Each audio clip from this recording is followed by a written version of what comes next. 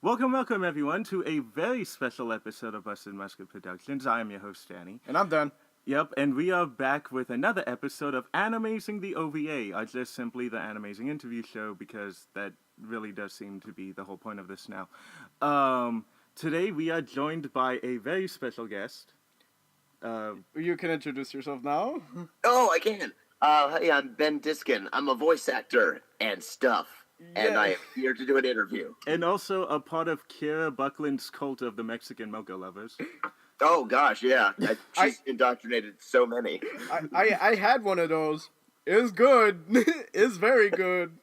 Yeah.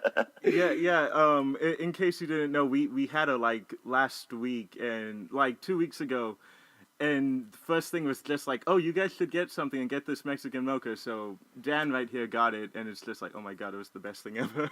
It's a fine drink with caffeine in it. Shout out to Simply Coffee. Woo! Exactly. Yeah, Simply Coffee, found in Burbank. It's a little Burbank. It's a hole in the wall. It's literally a hole in the wall. You Yeah. would never find this place if you were just driving down the street.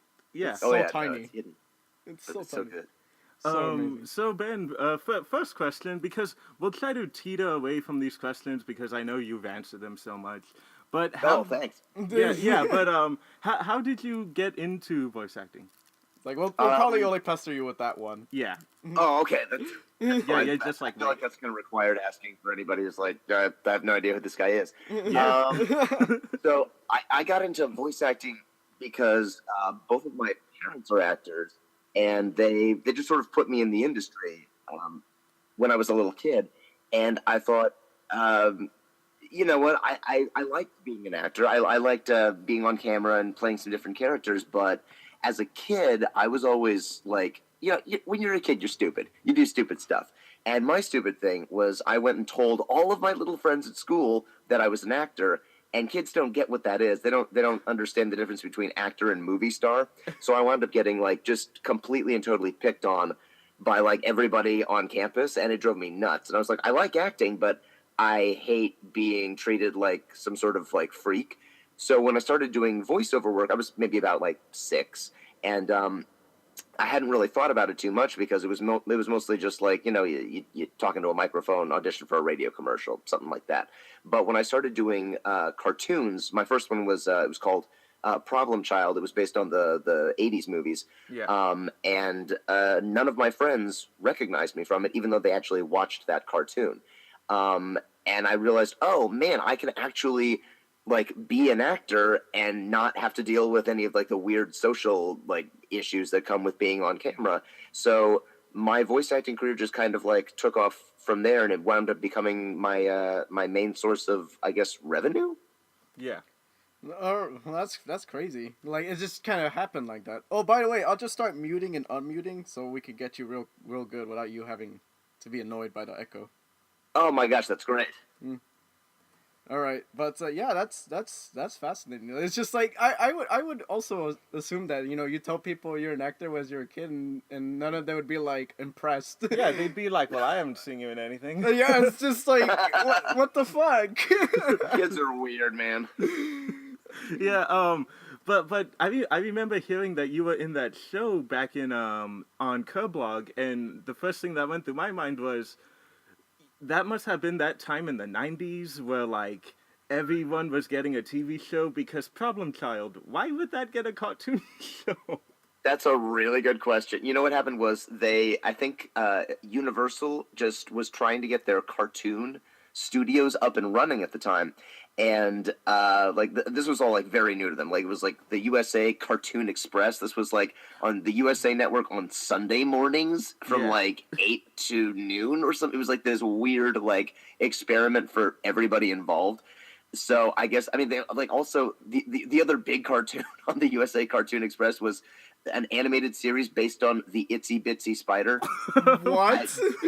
Yeah. What? No, you can't make that shit up. So that's yeah, everything was kind of getting, I mean, it's kind of the same way today, but like people were trying to sell toys. They were trying to figure out what the next big thing would be. And like the Problem Child, like the first season was like one of the very, very first series to use computer animation. And wow, it Oh, it doesn't look good. It's like really. I mean, it looked like so bad that for the second season they were like, okay, screw this. The technology ain't here. Oh my god. And God, so they made the second season using like hand drawn animation, like the cell stuff, like what they usually did. And like my friends thought that I'd been recast because like the character design had changed so much. And so that was like another like wake up point for me where I was like, oh man, I have so much anonymity with this job because even my friends just think like, oh, the character style changed. It's a totally different dude. I'm like, sorry, you got recast, man. I'm like, oh, this is kind of awesome. Oh no. yeah. I mean, that must happen a lot where, like, a character gets, like, a character designed so they feel like the original voice actor won't cut it. So I guess they were just expecting that to happen because that does happen so much. I guess so. Like, I think one of the biggest examples is the Condemned video games, where for the second game, the character was more bummy and beat down, so they actually swapped the voice actors because the first guy sounded so suave. Did that happen? I don't remember. Yeah, we never played the Wow. first one. We Oh, only that's played right. two. We only played 2. Yeah, but you know, so now that you are in well, one thing that I want to know, and luckily not a lot of people that I've seen in interviews have asked you this, but you were one of the, what did you say? You were the third of Eugene and Hey Arnold. How did that come about?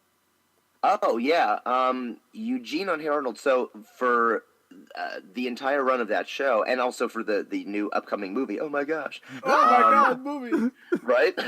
They said, all right, we know from the start we want to use real kids, which is cool, and it's something that a lot of shows don't really do anymore, with the exception of stuff like The Amazing World of Gumball and things like that, where Yeah. they go, okay, we're going to get real kids to do this.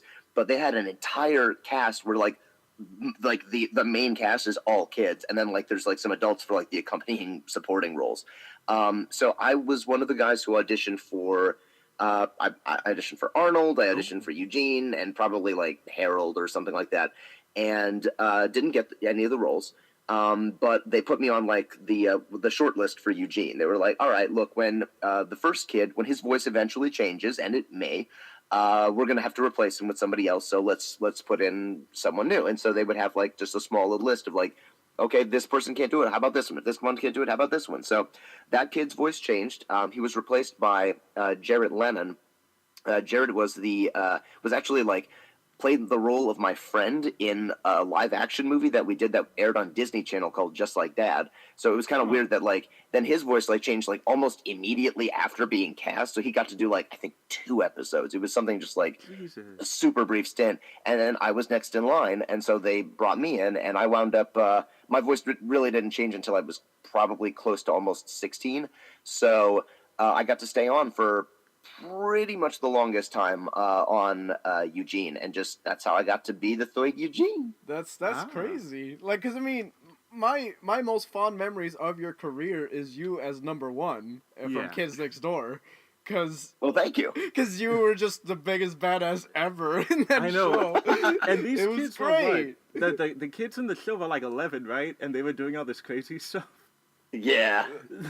I adored you as number 1, and that's why when my good friend here, Danny, told me that we were gonna be able to talk to you, I'm like, oh shit, my childhood hero. No, and also, Aw. yeah, and also listening to his voice. Remember, I told you he played someone else in that show. Oh yeah. Yeah. He was number 2, right? Yeah. And Yeah. he was Hoagie Gilligan. Yeah, so this is one thing I've noticed that has kind of stayed consistent within your career. But when you're in something, you're barely ever one person. You're like multiple characters, and sometimes they appear at the same time, or maybe sometimes you're a one-off character that disappears, and then another one-off character takes its place. So Well, I guess so. Yeah. yeah, like in Killer, that happened in Kill a Kill, where your first role was the boxing kid, and then you came Yeah. back. Yeah, and then you came back as the guy who fought with money, which I remember in Anime Expo 2015 at your fan panel. That's all anyone was able to talk about with you. Oh my god, he was the money guy. Yeah, That's great. yeah, and, Hell yeah. yeah. That was the voice they made him. They had Oh him my- take. It was so funny. Oh shit, that's great. How about you tell Daniel like how that happened, like how you actually had a complete character voice change for that.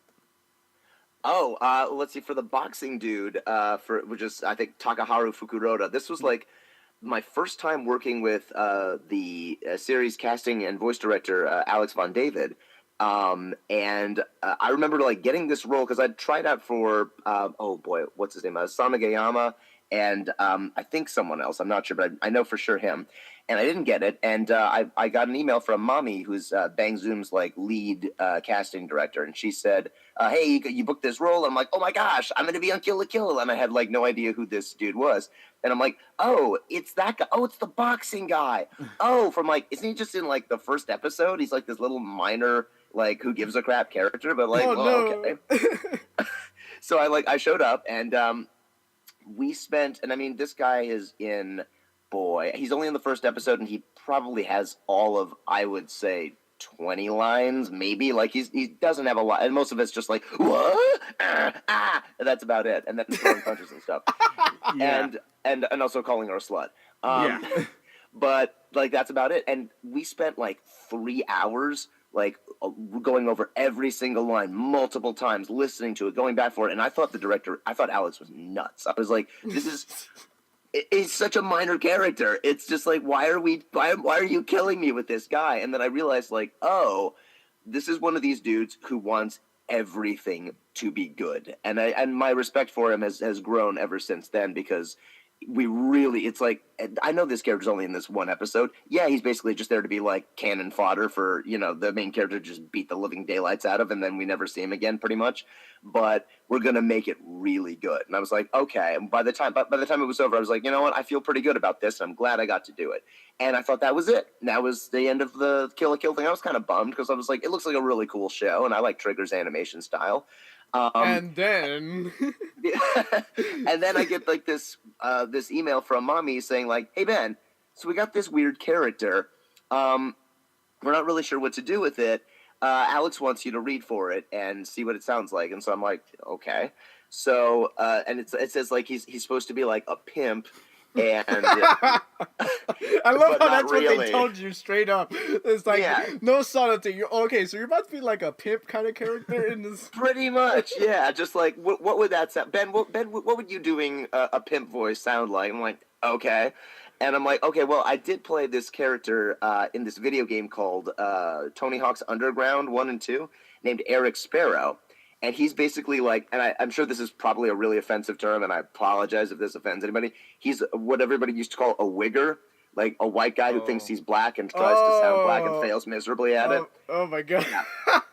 So like that's what that character was, which is one of the reasons why he's like really freaking annoying. He's like, "Yeah, boy, oh yeah, so cool, dog," and you're just like, "Oh, I want to kill you." And I was like, "Well, you know what?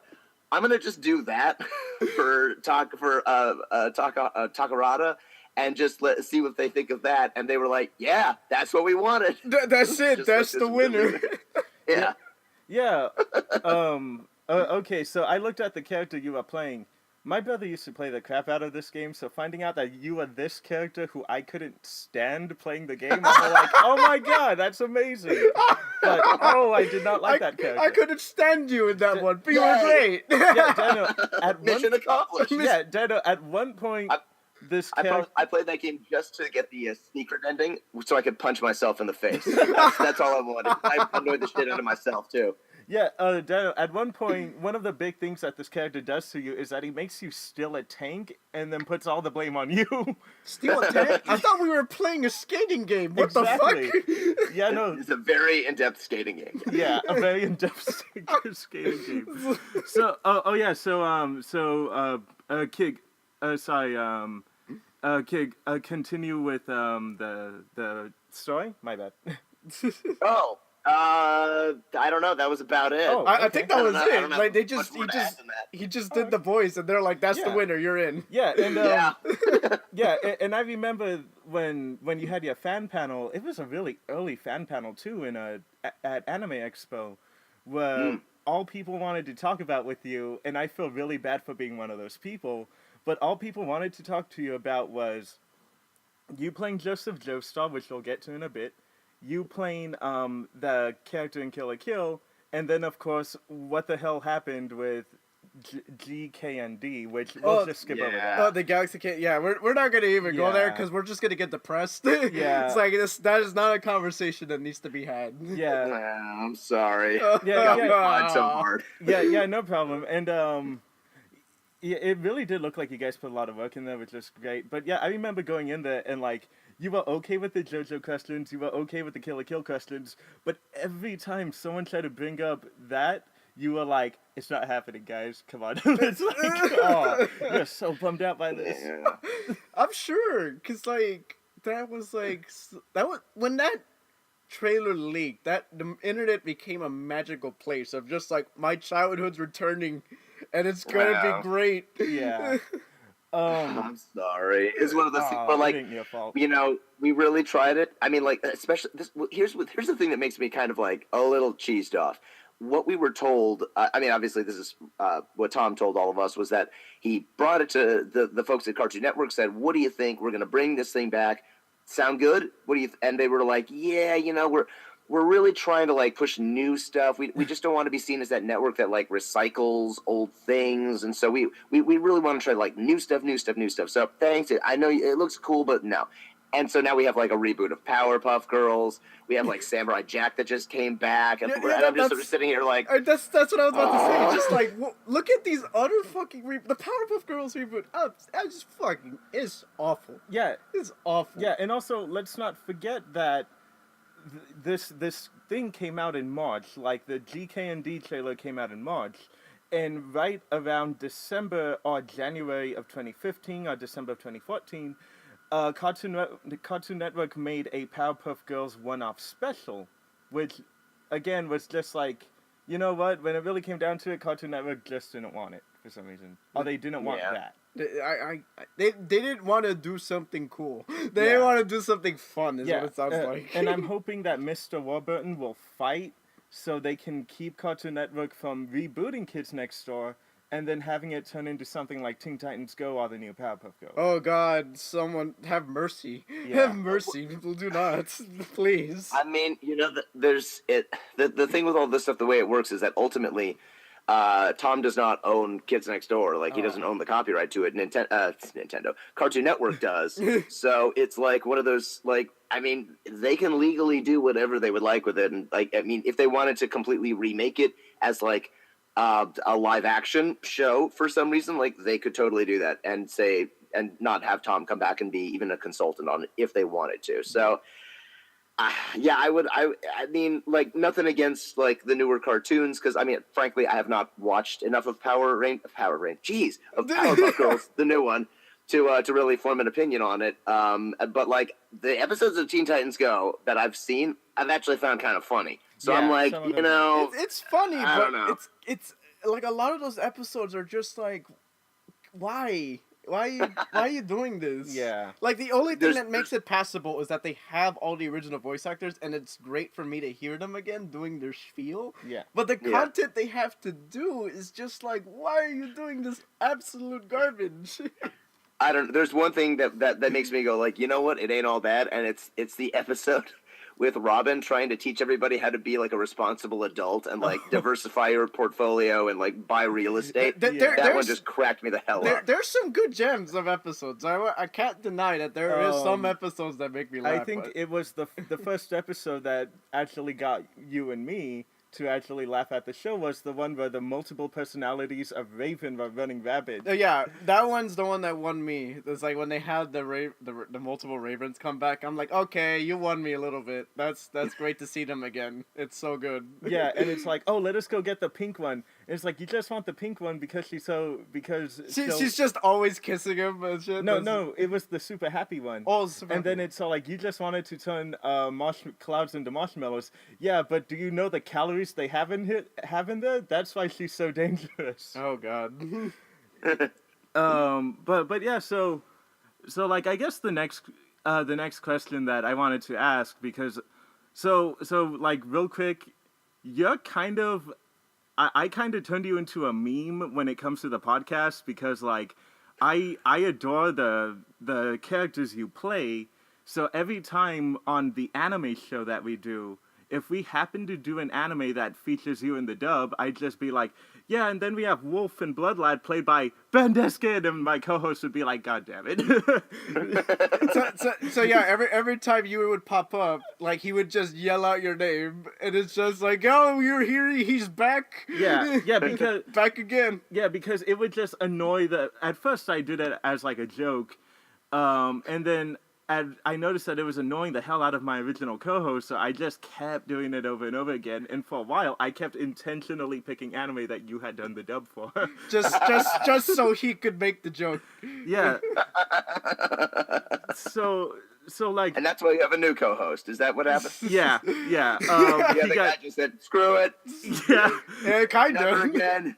Yeah, and this new co-host, he's just waiting for it. Luckily, we haven't done anything with you in it yet, but I know, God, we have Give it something. time. Yeah, give it time.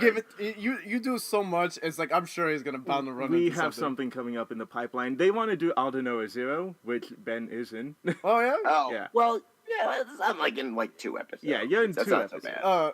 Yeah. I like Aldenora. Yeah, I like you it. know It's the alcoholic teacher that had like a hard time piloting because he had PTSD. Oh no way. He was That's he wasn't great. him. He wasn't him. He was the guy that he got killed Oh. in the tank. Oh, okay, got it. Yeah. That, Oh, so it's his friend. It's his friend. You're his friend that does the tragic death. yeah. Oh, okay. Yeah.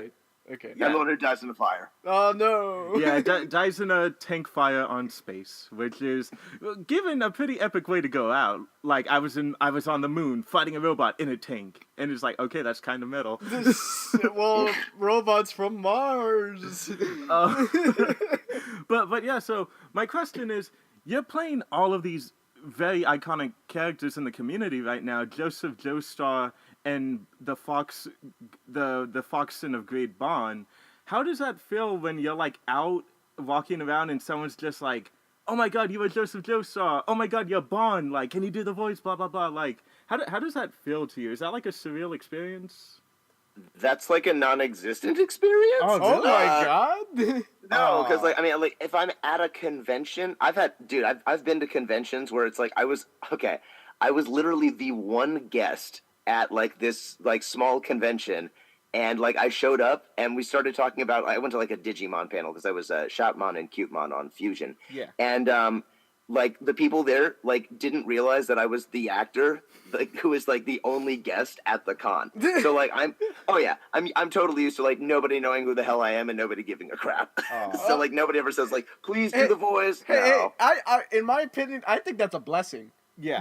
That means you can enjoy the con incognito, and like occasionally somebody will like maybe like I know this guy, my buddy, he would know you and he would say, "Oh my god, hey, it's good to see you." Yeah. But I think it's a blessing that you can just go around and do things and no one will notice. I think that's great. And then it's like on the side, you're like, "Hey, what's up?" And they see you in the panel and they're like, "I saw that fucker over there. What the hell?" You guys bought some novelty underwear for me. Yeah. So some guy like walked up, bought a Joseph Joestar underwear, and then did the voice for some reason. Oh shit, that was him. But most of the time I get like, oh, that's a good impression of that guy. Like nobody knows it's actually me. Oh, okay. That's kind of like a little annoying. It's just like, bitch, you don't know. Yeah, but I mean, given like, I bet if you were to walk around with the other voice actors, like let's just say, I've never seen Johnny Young Bosch like walk around in those because people know his face. So like, Yeah. I bet he has a terrible time walking in conventions and people are like, oh my god, you were the Black Ranger. Oh my god, you're the guy from Trigun. Who is he in Trigun? The main dude. Oh. Yeah, he's the Vash. He's Vash. Vash. Oh, Yeah, I that's still cool. haven't seen that. I'll have to go on my watch later list pretty soon. I'm surprised you haven't covered that in your amazing thing. No, we got it. I'm trying to stay away from the super obvious ones. Like, we're gonna do Cowboy Bebop eventually, but it's just like, you guys know that's amazing. Yeah, I mean, I think Trigun should be boasted up above Cowboy Bebop because it's not as common as Cowboy Bebop, you would think. Yeah. I mean, sure, a lot of people cosplay it and a lot of people love it, but it's like, in terms of like, off the top of your head, more people will list Cowboy Bebop than Trigun. Yeah. Yeah, so, so there you hear it, folks, like, Just recognize Ben Diskin more. You- Turn you- his con experience into a hellish one. Have a reference photo at the ready, so when you run into him by chance, you could be like, Yeah, it like, looks Well, you familiar. know, I'm in the schedules a lot of the times, and so like they'll have it, they'll still just not know who the hell I am.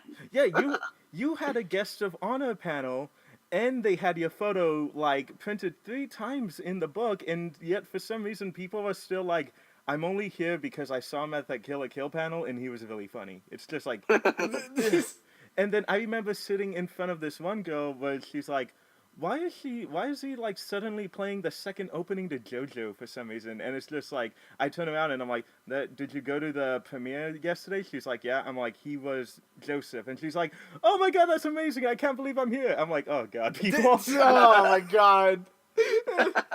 Oh goodness. I didn't know that story. Yeah. That's great. oh Dude, my god. so much stuff happens to me, like, over there that I'm just like, man, I'm still telling you things that are happening to Well, I me. mean, provided you're much more knowledgeable in all of those specific details than I will ever put the attention Yeah. span to do so. Yeah. So like, my question is, well, man, when did JoJo come out again? Like 2012?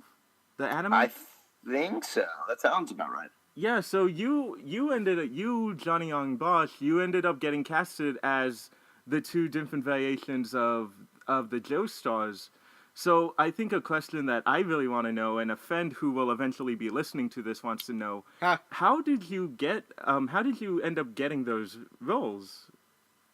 Well, I don't The know rundown. about Johnny, Yeah. but I was kind of sort of precast for Oh. Joseph. I got an email from Mommy, the Bang Zoom's casting lady, and she said, "Hey, try this out." And I said, "Okay." Sent her an audition from home. She said, "Good. I want you to do it again. Change it up a little bit. I want him to sound a little bit more Cockney this time." I said, "Okay." Sent it back in. She's like, "All right, the Cockney's not working. Do it one more time. This time, keep it British, but just make him sound a little bit tougher." And I said, "Okay." Sent that in. She's like, "Okay, great, thanks." And then I didn't hear anything from her for like a month, and then suddenly it was like, "Okay, it's time to do Joseph. Come on in." Oh my So it was god. And Like- I'm like, "Oh, I guess I got that thing. All right, neat." So yeah, that's how I got Joseph. Damn. Personally, I have a bad feeling that it had something to do with number 1. I don't know why, but I just feel like it did. Everything I- relates back to number 1. Okay, so as soon as I heard you, Joseph, because in 2015, this was around the time where I knew who you were, but I wasn't like, following you in your voice acting career as much. As religiously, I should So say. I wouldn't even say religiously because we don't want to creep out the guest. No, it's too late. They're already here. You go full weave and full fanboy now. How dare you? But yeah, so I think with because like when I heard Joseph in the premiere, I'm just like, wow, that sounds a lot like number 1. And then I looked up who was playing him, and I'm just like, okay, I think it was totally because you spent a good portion of years playing a tough 11-year-old who sounded like an adult British man. and Joseph Joestar's no different, so it Yeah. should be. Yeah, except you're a young adult, almost practically an adult, who is still a very childish man. Like, you're the complete opposite. Like, look, the only request I would have is I'd love to hear you say, "Run for your life!" Oh my god, that's the only request I'd love to hear over the mic, is like just to hear you say, "Run for your lives" as Joseph Joestar. Just adjusting the gain so I don't hurt you. There we go. Run for your life! A secret weapon? Really? What kind of weapon? Why, isn't it obvious? Look at his legs, Smokey. I basically blew them to smithereens, and they still haven't fully healed yet. That's our ticket there. What do his legs have to do with your weapon? My legs are in great shape. So what are you gonna do then? Run as fast as I can! Make way! Move! Out of the way! This guy's insane! which like no offense, but That was wonderful. yeah, no No, but could you do it again with feeling? yeah, with feeling. Can Oh. you this time not tear the eardrums of our listeners? Yeah, no. That was amazing because again, like my history with JoJo is that I have a friend who loves it religiously. Like I think right now he would be.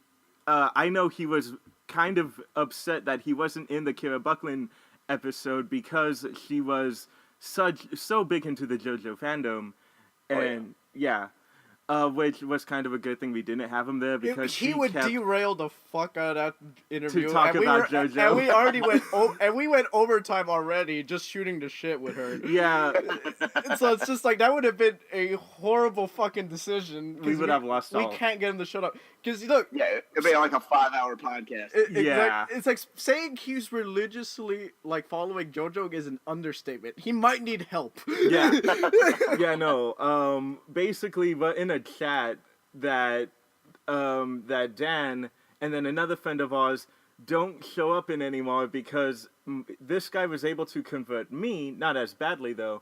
So every time a new JoJo would come out, it would just become JoJo memes and JoJo chats. Like I and just they're stopped. like, I just stopped yeah. going to that chat because it was just JoJo talk 24/7. I'm like, I don't need to be here. I'm gonna just leave. Yeah, yeah. So like I was saying, like no offense to my history with it is that I was under, and I'm not gonna say it was someone's fault who was right here, Dan. But I was under the impression that JoJo was like had the exact same humor as Bobobo, and I was Oh. yeah, and I was horribly surprised to find out that it was actually a shonen horror show because of how unbelievably violent and grim the first episode is. Yeah. It's just that it does a full fucking 180. Yeah, so after episode 3, I kind of just stopped watching it for about 5 months, and then I jumped back and I'm like, oh, like, wait, they spoiler alert, they killed off the main character. What the fuck? So I kept watching it, and as soon as we got to part 2 battle tendencies, I was in it. Like, it was so much fun. It was a lot funnier. The humor was a little bit more lighthearted while at the same time keeping the whole horror atmosphere to it. So when it was that time that Toonami is like, we are now playing JoJo's Bizarre Adventures, and it's gonna be the dub, and it's like, oh, okay. Literally only started as soon as part 2 came in, and I was like, holy crap, like Ben Diskin's doing a great job as the voice. Bryce Papenburg, who he did an absolutely spectacular job with Caesar, and I was very scared to see how he'd do that. Like, Oh, good. I'm glad. yeah, no, he did great. It was fantastic. All the other voice actors are great, and I'm just like, I was so scared that we were gonna get like a bunch of people who don't normally have accents not being able to pull off accents. So I really do have to tip my hat off to you guys. If you wore hats. Yeah, if you wore hats. Only I wear hats here. He Yeah, doesn't. only Dan constantly wears a fedora like all the time, like I really got to tip my hand off and say you guys did a spectacular job at playing people with like obvious accents, and I gotta say you did a spectacular job. Thank you for that. Well, thank you, and I'm so glad you guys aren't British because you'd probably have some very different things to say to me. Oh, oh my god! there was I know you know something about that. What Damn. on earth was that? That you think we all sound like that? That's terrible. Some guy with a Cockney accent walks up to you and he's like, "Hey, bruv, why'd you have to make it sound so Cockney?" It's like, no. So again, story time. I was in the premiere of the JoJo episodes, and I was sitting behind a dude who had a legitimate British accent, who actually came from England to here, specifically for the convention, and he just whispered after the end of episode 2, he's just like, oh my god, hearing them talk like that is just jarring. And I'm like, oh. Yeah, that's about right. Hey, That Jesus whole Christ. show, we just did nothing but like, I mean, all of our accents were. I mean, I'm glad you liked it, but like, oh boy, like everything. It's a hammy show. Yeah. That's how I kind of rationalize it. It's like, look, it's not supposed to be like we're going for like a real authentic sound. It's like, look, we're just trying to be weird and crazy and over the top. And I mean, I know none of this stuff sounds right. And I mean, Yeah. like, Father's Mosque is like, because that to me is like a meme worthy statement right there. But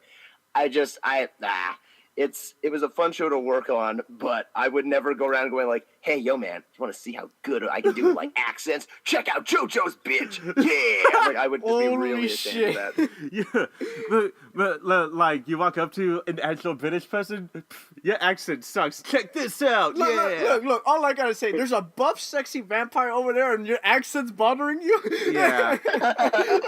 Oh, and let's not forget the pseudo vampire villains in part 2 who are all named after like 80s bands. Yeah, ACDC, ACDC. Hey, how do I freaking say this without violating copyright? Yeah, Well, right. Don't call him ACDC. Call him ACDC. Is just you, the what now? Yeah, like A gazoo tight? yeah, and then like with Wamu and then Cars, it's just like even if you screw up on one of the names, Bank Zoom or Viz Media is going to have to pay someone now. Yeah. Oh no. Like I think that's royalties. yeah, but I mean, as the show goes on, we start getting stands that are like Notorious B.I.G. or the Foo Fighters. Like they get progressively more crazier with the copyright in the manga. Oh yeah.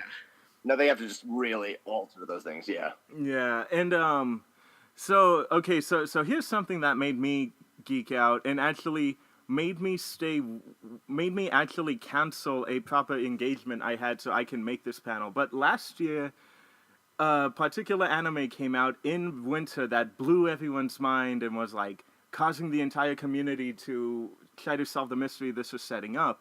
And in AX 2015, you guys came with the dub for Erased, where you played the main character, Satoru. Oh yeah. Yeah, so how was that? So how was that experience for you? Because if I'm right, that is maybe like your third or fourth time playing a leading character in an anime. Not to mention a brand new fucking IP that just released. Yeah. It was neat mainly because Satoru is just like such a.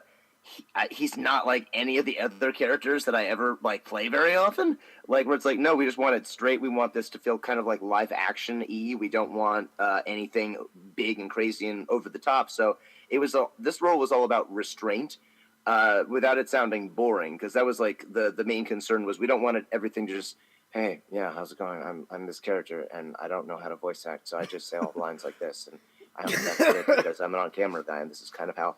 A lot of us just wind up sounding when we do voiceover because we don't know how to inflect. And it's like, I was like, we can't have that. So there has to be some sort of balance between the like zany, like Takarada characters and like the, like, just like two on camera sound. And so we kind of, I felt like, I mean, we spent about, I timed it. We spent a little over, I think it was like 7 hours and 10 minutes just doing the voiceover for the first episode, which was, we went over every line multiple times. We would try literally different positions for like standing and sitting. So like every time we do voiceover for the character where it's like you just hear his voice in his head, I'm actually sitting down and I'm like closer to the microphone than I am normally. And it was meant to give like this vibe of like, I'm really just watching what I'm doing as a kid, like somebody just sitting in a movie theater, just like seeing something play on the screen and commenting on it. And originally what we were going to do is we were going to use two completely different microphones. One was like a shotgun mic and one was the normal Neumann U87, which we use for like most of the dialogue in most shows, to try to like really create a different sound, but it just wasn't different enough and it wasn't really working. So a lot of that time was spent just like trying different mic combinations and different standing and sitting positions. And it's really interesting because you work with guys like that. Like this was all like Alex's like brainchild of him just going like, I really want this to have a different vibe to it. And it was like sometimes we would, I mean, for some characters, he would have them literally lying down in the booth and would have the engineer like mic them while they were lying on the ground to give them just more of like a relaxed, like just sort of like dead kind of sound to them. And it was just really a trippy experience, just because it was so different from everything else I normally play. Yeah. I think like you know when you show up in a dub, I'm like, oh cool, like who are you gonna play? I think this was the first time I was actually scared of the choices they made for a majority of the characters, except for maybe Michelle Ruff, I think, playing the little version of you.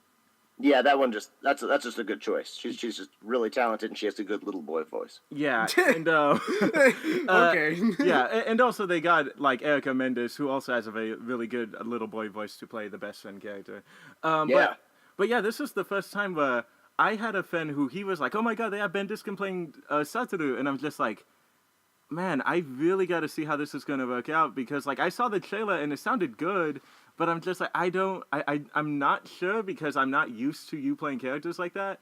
And and I remember I think I walked up to you and I asked you two questions after, you know, after the convention ended, and the first thing I asked you was, holy crap, you sure as hell proved me wrong. Like, I was very curious about what was going to happen with this dub, and you did a great job. Aw. Yeah, and then, of course, I went on to ask you if you were going to be in One Punch Man, and you're just like, oh, yeah, but no one really all that important in it. Yeah. You are amazing as that car monster, though. Thanks, man. Oh boy, it was a real honor having Max Middleman talk over like my lines of dialogue. Boy, Yeah. I was so excited to be a car.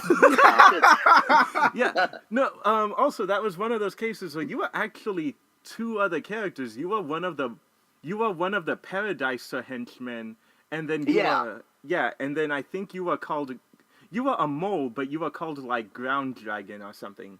Yeah, Grand Dragon. That's right. Yeah. Yeah, you played characters who were just specifically there to like die, but again, throughout, I swear, I have like this theory that like mommy over at Bangs Noon, she deliberately tries to like every time she has like a character where she's like, I don't really know what to do with this. It's a really messed up, fucked up character. I hope I can say the F word on your podcast. No I just realized problem. never asked No, my first we can't. Go for it. Go ahead. Oh, okay, sweet. This like I've got this really fucked up character. Gosh, okay, so he's going to be this dude who wants to kind of like murder, but in a really rapey sense. So like he wants to like just like stab women, and when he does it, he gets like a boner. Who should I? Oh, I'm gonna call Ben Diskin. He's got this. What Yeah. the fuck? It's like it's always something weird. Like, okay, now this dude molests puppies on his day off from slaughtering the innocent and lighting people's hair on fire. Ben Diskin. So like, I guess I can announce this because I think it was leaked, but it's okay. There's a new show. It's called Occultic 9 that I'm going to be in, and I play like this it's basically a real stereotype of transgender people. I'll say that. Oh. He's Oh a my cross-dresser. God. So it's me going, hi there. How are you today? Oh, yeah. Okay. It's like, Holy God damn it. Could I just maybe not play like a messed up? And it always tells me, like every time I get an email from mommy going, hey, we would like to offer you the role of blank. There's this part of me that's like, oh boy, maybe I'm going to be like the lead protagonist who tries to do the right thing and is a good guy. And oh God, God damn it, no!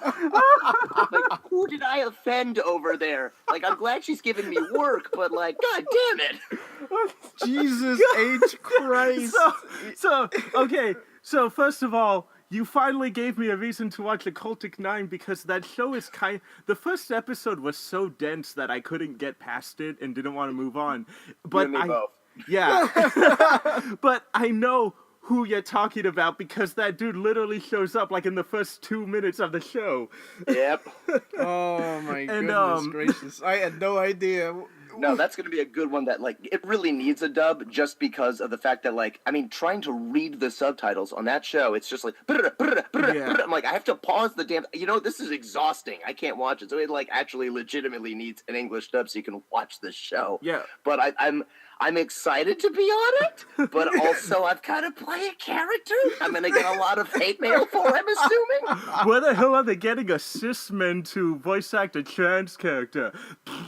Oh my goodness goodness. well, there's that too. Oh boy.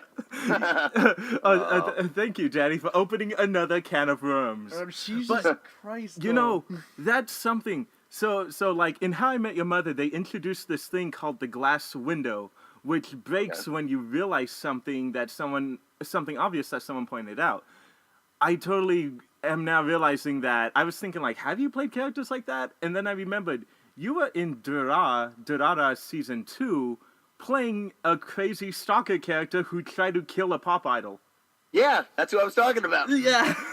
So when you described it, when we were muted, he's dying and he's remembering all the shit that you just said, Yeah. and he's like, "Oh my god, I totally forgot about that." I know this character. You're so lucky that you don't live in Texas, or else Sentai Filmworks would have called you to play the serial killer in Parasite. Oh my god, that would happen. Yes, When that would happen. when it really came down to it, if you hear that guy playing the voice, it kind of sounded like he was trying to do your crazy man cackle with a mixture of like, crap, I don't know the other guy, maybe Kirk Thornton. Like it just sounded like a mixture of you two with that character, with whoever. Cool. And Kirk Thornton, another guy who who I feel gets typecasted as utterly insane characters as well. Yeah. It's oh my god, I had no idea that they put you on so much like Dude. characters like that. I Dude, had no like idea. after The this, first one that I really did was okay. It's this character. There's this show called. Oh my gosh, why am I drawing a blank on it? That's not the name of the show. I'm just drawing a blank on it. Anyway, I play a character named Ash Roller.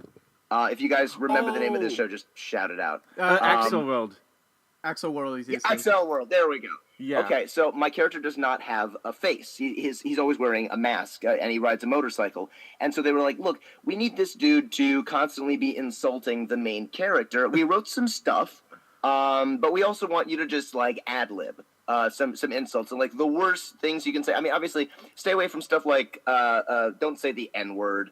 Don't say the F-word for gay people. Don't use those terms. But, like, basically anything else. I don't know why I would use the N-word anyway. He's Japanese.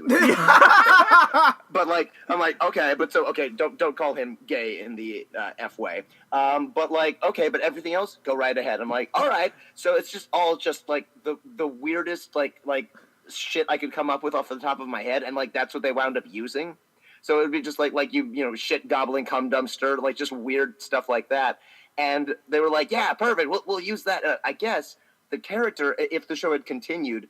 I'm an avatar character in a virtual reality world, but like the person controlling me is actually like a little girl who's like 10. Oh my god. Yeah. So that's what it was. So like, I just wanted to know like who they would have hired to play the little girl in real life and just have her saying all the same horrible things that I was saying. But that's what I think that was like the role that made mommy go, you know what? I got somebody. I got somebody I can give all the horrible shit to. Yeah, okay. So first of all, this is me talking directly to you, Bang Zoom, anyone who's gonna potentially dub that movie, if it ever does get dubbed. Christine Marie Caballos, I think that's her name. Mm-hmm. Get her to play the little girl version, to get her to play the actual player version, because I've seen her play characters who are just like super crazy little girls and like super out there little girls. So if anyone can do that, it can be her. What has she done? Mako in Kill la Kill. Oh, Yeah. Okay. Yeah. Oh, you know what, Ben? Ben? Maybe it's that time. And I heard this on the Kerr blog. Just break out that little fairy voice and do both characters. Or No, no, not my coupon voice. No. that's the last thing he's got sacred, man. You can't take that away there's from nothing him. sacred about that voice. I use that to like bother all of my friends. That's why it's sacred. It's sacred to you to annoy others. Yeah, like Yes. Only my closest friends get to hear me swear as Cutemon. yeah. Well, Rich, if you guys want to hear it, listen to the Kerr blog that I think came out in October 2015. It's like an hour and a half long, and it's you guys just sitting down, and at one point you do break out this little voice and you start cussing in front of him. Oh my god. Damn it! I thought I was keeping it nice and pure. Oh, holy shit. See? No, it's okay, because Digimon Fusion got canceled. They canceled on our ass, so fuck them. I don't care. Oh my fuck. I have never heard this voice. Holy fucking shit. Well, Oh god. All right. And that marked the end of Ben's career. Yeah. The Or exact it moment. marked the end. Career over. Or it marked the new beginning where we hear Ben Diskin break into the new season of Love Live. Oh. No. No, don't get me. I need the paycheck, so I can't say no. Holy Oh shit. man, that would totally be me. If I was a voice actor, I'd be like, all right, I'm not playing any protagonist. You want to play a protagonist? I need the paycheck. Fine. Yeah. So okay. So we are kind of well. I mean, we have about what, like 15 minutes left. Yeah, we Looking got at the like clock? 15. Okay, here's one for me. Yeah. Go ahead. Okay. What is your silliest convention experience, Oh, or yeah. or most memorable or most awkward, something like that? What is that one thing you could point at that you're like, what the fuck just happened? Boy, I most of my convention experiences have been like kind of positive. I wish I could say like, oh yeah, this was the one that just okay. Well, you know what? All right, I went to one. I won't mention the name of the convention because I don't want to embarrass them. That's fine. The Okay. location doesn't matter. The stories will matter. Yeah. Oh well, the location kind of would matter because it was all the cons doing. But they basically, it was me and another voice actor were their guests, and they kind of sequestered us in the green room the entire time, claiming that like everybody going to this convention was like a psycho who was going to like maul us the moment they saw us, and we were both just like really like just trying to not get pissed, but like it was failing after a while. And finally, I was just like, "Fuck it, I'm gonna sneak out." And like nobody freaking recognized me. Everybody was cool, but it was like the most like just mind-numbingly torturous experience that I've ever had at a convention. You're But I telling me guess, they like- put you in a bunker? Yeah, pretty much. Yeah. They And then put they you were in like a bringing us bunker. snacks, like we were gerbils. It was just really weird.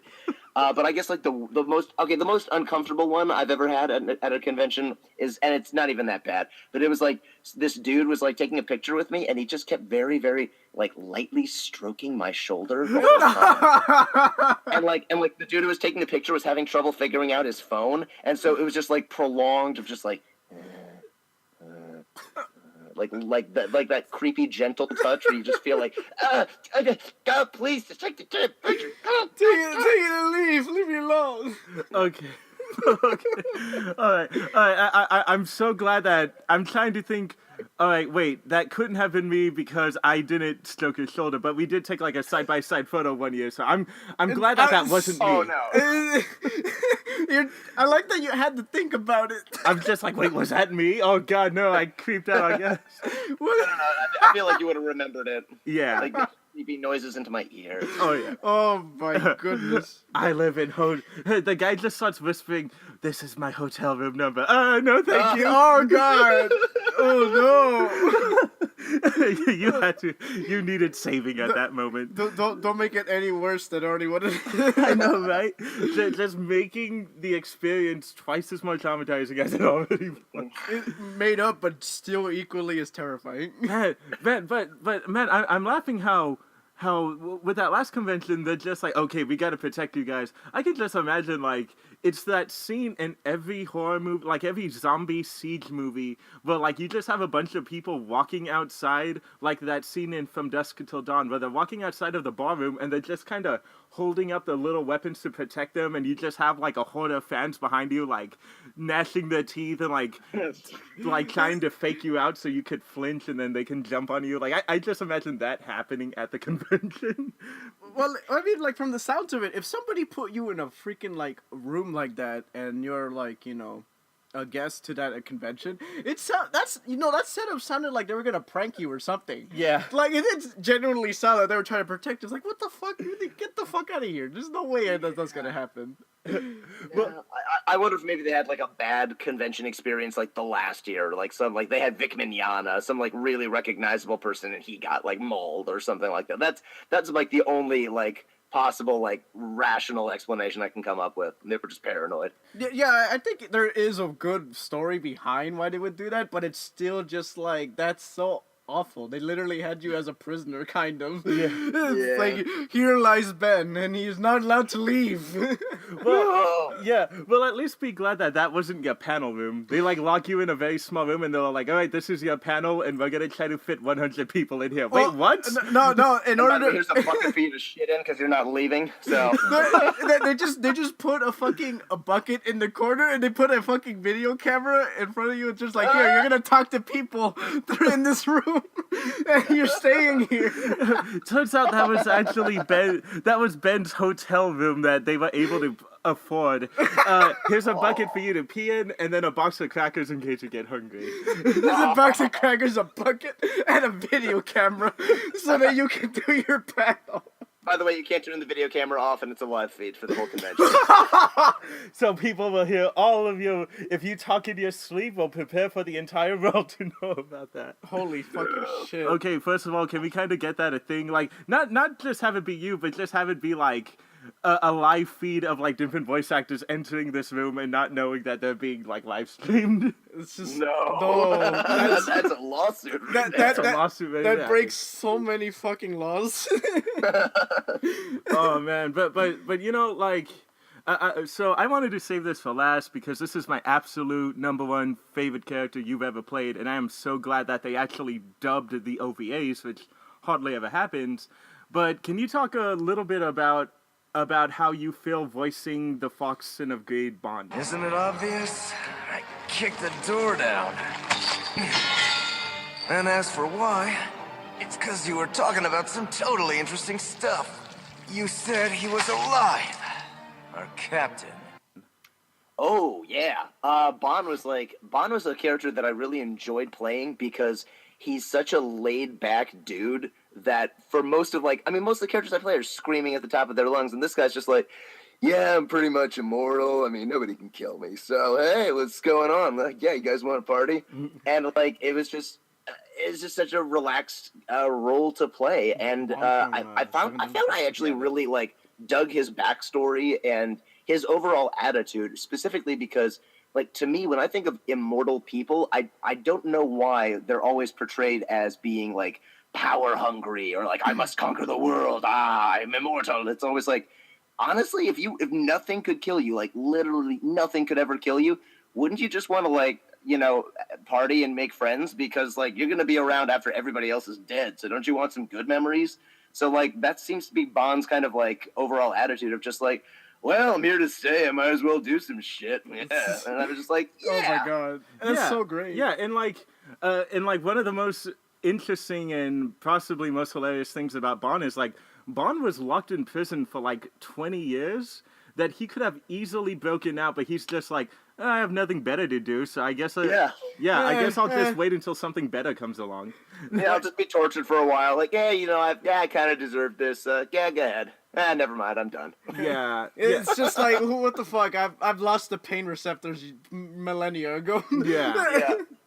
Yeah, because like that was the one thing about that show. Like, I saw the first episode, and at the time I wasn't all that big into that type of shonen, especially since I'm like, Seven Deadly Sins. I smell a One Piece factor coming in here, which is hundreds of episodes coming down the pipeline. Which, thankfully, the manga's not that long, so they can't really do that. But so it wasn't until I got I saw the first episode, and I'm like, okay, this is kind of cool. Found out that it was dubbed on Netflix like a year later and listened to it, and that was already at the time, but I was aware of you and Bryce, who again did a great job as Meliodas, once again playing another Yuki Kaji character. Bryce.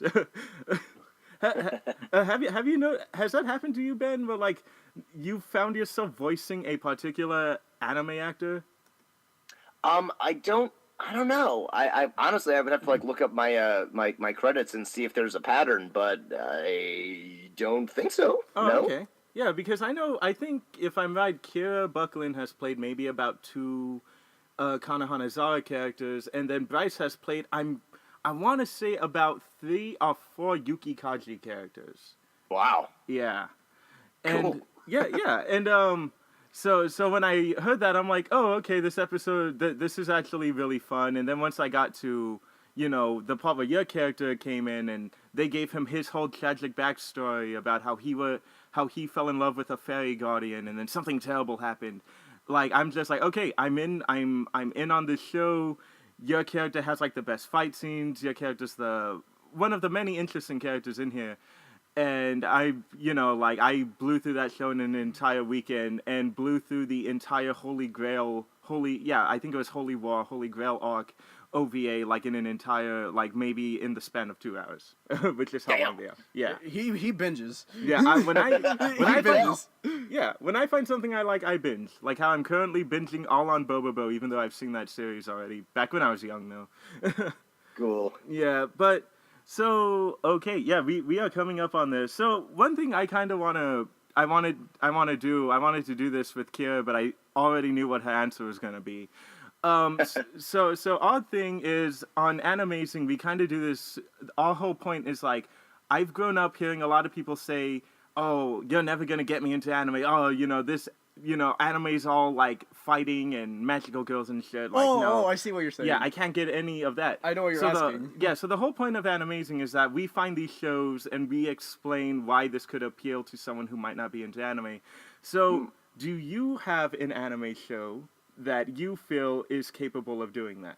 Like a personal... Well, okay, there's the obvious ones. There's Cowboy Bebop, of course. Yes. I mean, that one has such an American sensibility to it that I feel like people who don't know anime, I feel, can just hop right in. I would, to me, and this one actually worked on my mom of all people, and she's not only not an anime fan, she's not an animation fan, period. Oh. It was Death Note. Whoa. Wow. Yeah, my mom was like, wow, this is like animated Dexter from Showtime. This is really cool. So, like, Yeah, actually, I would say Death Note. That's accurate. Have you... But on the caveat, you don't tell people what the plot is, because if you say it's about a kid with a magic notebook, they get like immediately. Immediately turn off. Turn off. And also, if you can, try to get them to skip the opening, because I had a friend who didn't want to watch the show because she saw all the demons in it and thought this was going to be another like fighting show, and it's like no, it's not. Just Oh yeah, that's right. Yeah. No, that makes sense to me. yeah. So I'm just like you gotta just stop right now. Give me the remotes. Just watch it. Watch one episode and then you'll be good. And like she liked it, but she told me she'll watch it on her own time, and that was like a year ago. Whoops. Yeah. Have you tried to get your mom to watch Erased? Because I feel like... Well, no, because she doesn't have a Blu-ray player. So Oh. I'm like, well, if she ever gets one, I mean, they were actually really nice enough to provide me with both Blu-rays, so I could like just bring it over to her place. But no Blu-ray player yet. Oh, okay. That also reminds me, I gotta buy the part 2 to that, because I have part 1, I just never bought part 2. So we got Cowboy Bebop and Death Note. Is there one more for a trifecta, or is those two the main ones? Maybe something like, I don't know, Your Lie in April, something like that. Oh I've my never god, seen just to that make show. people cry. So Which, Yeah. yeah, which with me, my mom used to babysit this little kid, and like now she still works for them, and she told me like last year that like he's watching this show called Your Lie in April with the mom, and they are just glued on the show. And we actually did do an episode of that where I did share that story about how there was a literal mother and son, where the mother, I don't think was into this at all, was into anime at all, and she watched the entire show with her son because they loved it that much. wow, I didn't know that. That's cool. Yeah. So yeah, anyway, it looks like we made it right on time. I'm glad we didn't go over like last week. Yeah, the only last thing I want is I really want you to say in the Bond voice, Captain. Oh. Captain! Yeah. Okay, real quick, because you have something in common with Dan right here. Just real quick, you're young Xehanort in the Kingdom Hearts games, in Dream Drop Distance. Hands off my new vessel. Vessel? Yes, we originally had our sights set on you, but you developed a certain resistance to darkness. So we did what the Keyblade did, and moved down the list. Roxas. Now there was a worthy candidate. can you share your thoughts on just your, what you kept saying about Kingdom Hearts, about how you had no idea what the fuck was happening? Oh yeah, when you you were told me reading the that. script? Oh yeah. Oh, so like, okay, when we recorded this game, this series is like one of the most like mysterious projects ever, and they record it in a way that I'm assuming is done either A, because they can't possibly explain the plot of the games to you in a quick enough time to help you get up to speed as an actor. I could agree with that completely. Which is like, that's legitimately possible. The other thing they do is they also record everything like out of order and out of context. So like, instead of telling you like, okay, this character said like, I hate you, and your response is good. Instead, instead of you just going, you'll just say the word good, and they'll go, okay, no, now say it angrier. Good. Now say it happier. Good. And so you'll record it like a bunch of different ways, and you'll have no idea which one is the right one, and then they'll just move on. And so like when somebody says like, oh, what's the plot of like, what happens in Dream Drop Distance? If I was just recording it and I never played the game, I would say I have no clue. I said all the dialogue. I don't know what any of it meant. So like it was literally 2 4-hour sessions for Dream Drop Distance, and the whole thing was just like, okay, is this good? Is this? I'm like, hit this word a little bit harder, and maybe like put an exclamation point at the end of this sentence. Honor that comma a little more. Like that was all the direction that I was given, and it was really weird, but. Then like put it all together and you go, oh, okay, all right, now it kind of makes sense. That's so bizarre. Holy crap! So they would make like 3 different tones of you saying the same line, and then they'll decide later how that's gonna play out or which tone they pick. Yeah, and sometimes it's literally just BS, where it's like it's there to just like not let me know what's going on in the scene. So it's sort of like it's like a red herring. So that if I go, oh yeah, I had this line right, or I say this thing really excitedly, but like. Maybe that was just like a red herring, and in fact, they're not even going to use that line. Like they do some wild stuff. So there's just probably archives of all these voice lines said in different tones that they never use. Yeah, like probably. I remember back in your again going back to that panel 2 years ago, how someone asked you, because around the time that came out, a trailer for Kingdom Hearts 3 came out that featured you and young Master Ericus, and right. I remember you saying like, look, I cannot give you any info on that game because I have no idea what was happening in there. I didn't even know the characters were playing chess. That's right. Oh, man. Oh, all right. my God. Well, you know what, Ben? Thank you so much for joining us on this podcast. First of all, my pleasure. Yeah, I'm so glad that I was actually talking to you on Facebook, because your Facebook says fan page. So I wanted to make. I made that page before I realized how Facebook pages work, and I was like, I think this is how it works. And so like, it looks like it's run by some third party, but no, that's just me. Yeah, so I was scared that like, okay, most likely it is him, because no one was saying, no, my name's not Ben, no, my name's not Diskin. Like you saw that I was trying to drop that in there, and and with good reason, because yeah. it's a page. Yeah, because. But first of all, I would have died laughing if it's just like we like start the interview and it's like a young boy. The president of my fan club. Yeah, the president of your fan club. And it's just like, as I like to say, my many fan. Like there's like the one dude who's like shows up at a convention with like a Ben Diskin shirt on. It's like shitty and ironed on, and it's like all pixelated with like a BD pendant and like a Ben hat, and just like, oh, it's me, you're one. You know what? I would still do that interview to show you later. Yeah, I would like, personally, oh my God, I would personally send that freaking recording of that interview to you personally, and be like, Ben, we interviewed with your biggest fan, and here's how it went. Ben will know. Ben will know he made it when he goes to a panel one of these days, and someone for no reason has a giant cardboard cutout of his face. He's got a giant paper mache version of his face. And you know what it's going to be too? It's not going to be like my professional photograph. It's going to be like the one that I gave to like Chris Niosi for his curb log, where it's like me shoving a finger up my nose. And that's the one that they're going to like blow up to like, massive proportions. Yeah. That's how I'll know I've made it. I are the Ben. Yeah, Daniel, you weren't at the Sword Art Online panel last year. Oh no, I was. I saw was it Alex Von David or Bryce? It was one of the two. Oh yeah, no, I know you were there. It was Daniel who didn't go. Yeah, someone came with a Bryce Papenbrook face, and like you guys are just like, I don't know, what does because Bryce Face won. And then What? And then me and Daniel went to the Cowboy Bebop panel, and someone brought a one of Steve Bloom.